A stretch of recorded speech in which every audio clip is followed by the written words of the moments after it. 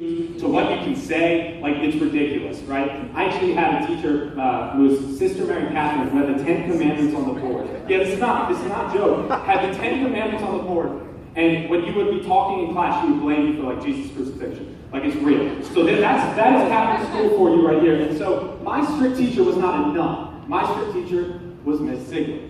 And Miss Ziegler was my world history teacher, and that was my senior year. So my senioritis started like second week of sophomore year of high school. And so obviously senior year was not a good year for me. And when you go to a Catholic school and you're taught by nuns, when you see a Ms. or a Mr. on your schedule, you get pumped. Because you know it's going to be a great year. It's going to be amazing. They don't have the rules. They don't care what you do. And still to this day, this was my shortest class I've ever had. Miss Ziegler walks in, first day of class senior year, walks in front of us and goes, I've got 2 rules. Listen and pay attention, and you'll succeed in my class. And she let us go. That's real. That was 15 seconds, and she let us go. Still to this day, shortest class I've ever had.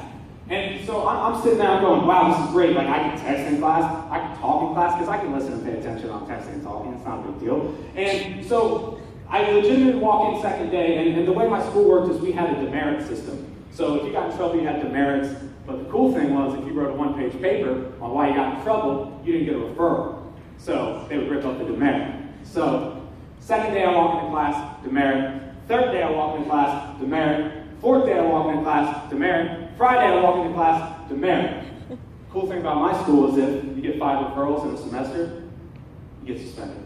So let's do the math here. In the first 5 days I had 4 demerits. That were going to definitely turn into referrals because I didn't write those papers. That's ridiculous. Why would you do that?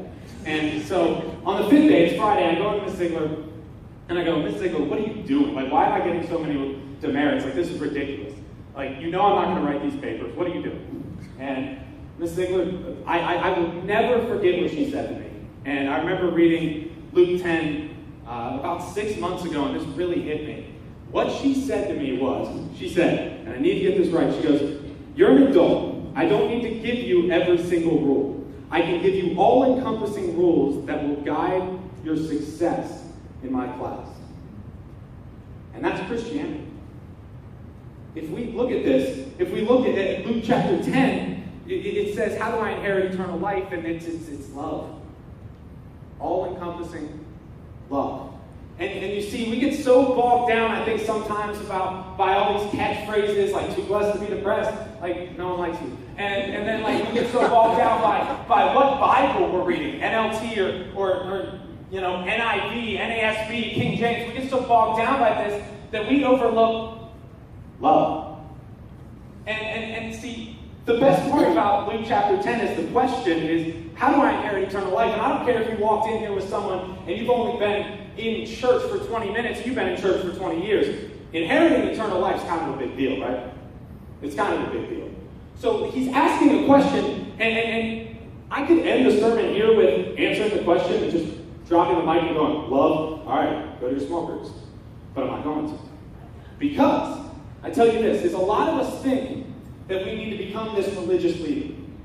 And a little history about religious leaders in the Old Testament is religious leaders were, I guess we would call them Old Testament scholars now. You know, they knew the holiness laws, the cleanliness laws. They knew, you know, how to sacrifice to be as close to God as possible. And I think a lot of times we think we need to be this religious leader, and like that old guy that you mess up and he can actually tell you a Bible verse off the top of his head, and you go, wow, that's a really good Christian. But in Matthew 23:3, Jesus has something to say about these religious leaders. It'll be up on the screen for you guys. What does he say about these religious leaders? It says, so practice and obey whatever they tell you, but don't follow their example, for they don't practice what they teach. See, a lot of times we know what to do, but if you look at practice and obey, those are action words. See, you can know what to do, but until you do it, nothing comes from it. Until you do it, nothing comes from us. And a lot of us in here know what to do, we just don't do it. I've been there before. See, the Old Testament laws were not there to break people. And the best part is he says practice and obey the laws because they were right. The laws were right. They were there for a purpose. And then that purpose was a love. So the closer you got to God, the cleanlier you were, the holier you were, all of that. So it really meant, it was a religion of the heart centered at Yahweh. And so this is great because when you look at it, is we see Christianity as all these laws. It's like, oh, wow, I can't do this, or I do this, and I'm a good Christian, and I do these things. But here's the thing, is you want to know a secret? Love.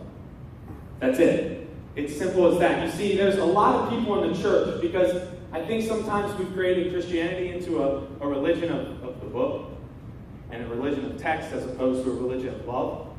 So there's a lot of people in this church that have knowledge, a lot of PhDs, a lot of people with MDivs, but there's not too much love. And there's a problem with that, because as we'll see a little bit later on, see, love witnesses more than knowledge. Because let me tell you something, that broken girl that's at your table right now, she doesn't care about Genesis.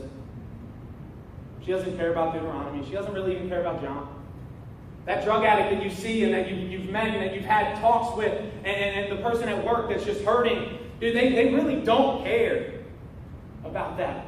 What people care about is being cared about. And it's simple as that. And if we look at 1 Corinthians 13, if my Bible opens to it, here we go. 1 Corinthians. This is like the Bible that I can't open to. Here we go. 1 Corinthians 13. That's not the 1 Corinthians, that's John. Let's go.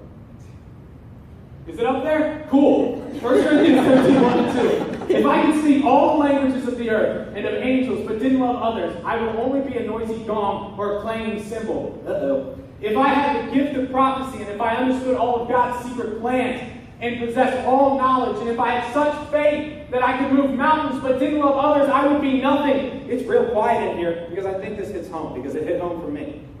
I'll tell you right now, love encompasses all. It's simple as that. And let me just, right now, let me tell you, this is not to say don't read your Bible.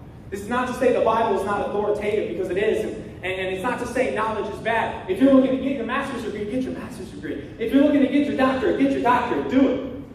But love needs to be behind everything you do. Every word, every thought, every action. Because reading the Bible is not the same as hearing God. Okay? Loving the Bible is not the same as loving God. We need to understand that before we can really start to love each other. See, I was actually talking to Aaron a little bit before this, because I'm not a point guy. I'm more of a challenge guy. Because I really don't believe 3 points from Ned's going to change your life. I'm human. I'm not that good. But I believe a challenge from God will. And this is going to sound a little bit Christianese, but but what I think we really need to do as Christians, what I think we really need to start doing is lean in. Listen up. Stop thinking King James and start talking LeBron James. Laugh it up.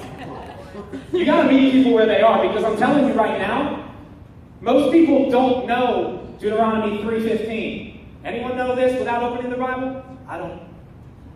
But I'm going to tell you, I guarantee someone in here watched the Redskins lose last night. I was mad. I was real mad. Meet people where they are. And that's not me just saying meet people where they are. Jesus said that.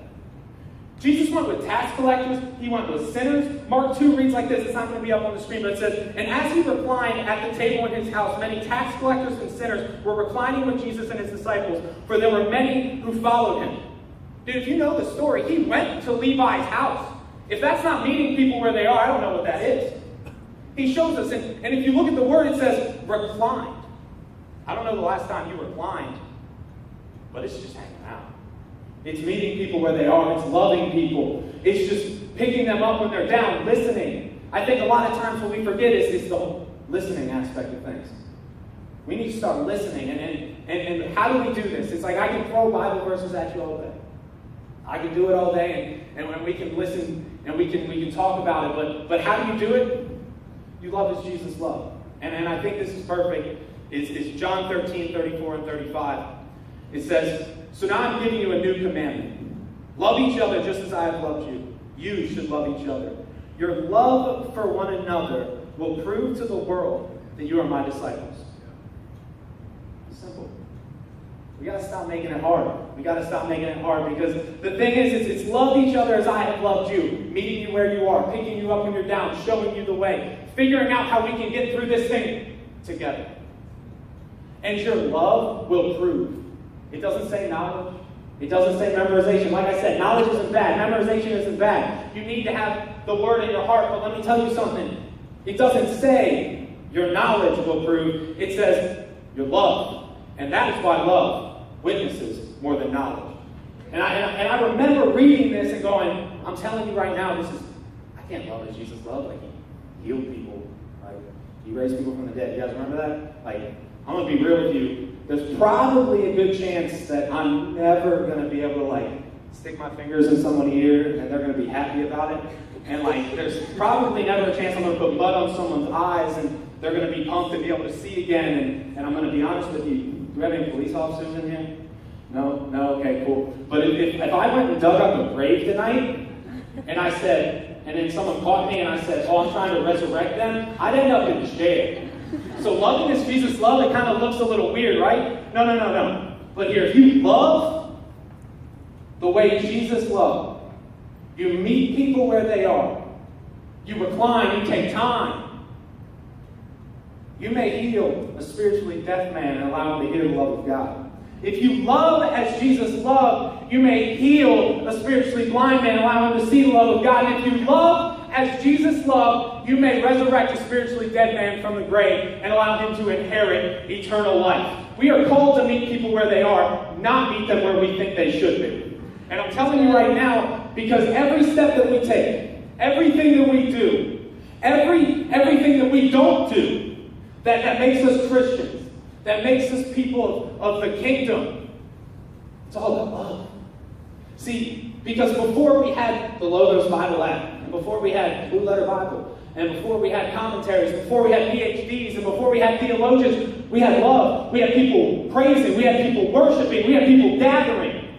We need to go back to that, because I'm telling you right now, that's what this is all about. Before we had this, we had love.